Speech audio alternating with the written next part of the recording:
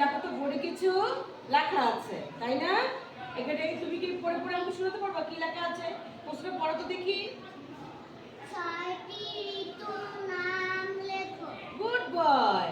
এবং এই শব্দগুলো পড়ে শোনাতে দেখি কি কি লেখা আছে।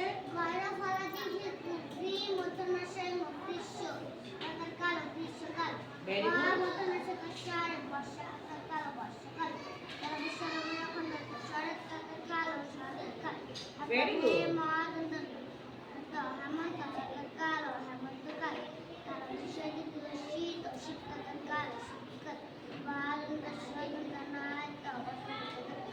শীতকাল।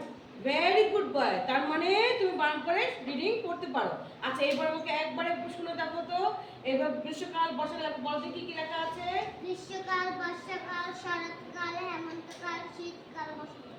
Very good, excellent. সবাই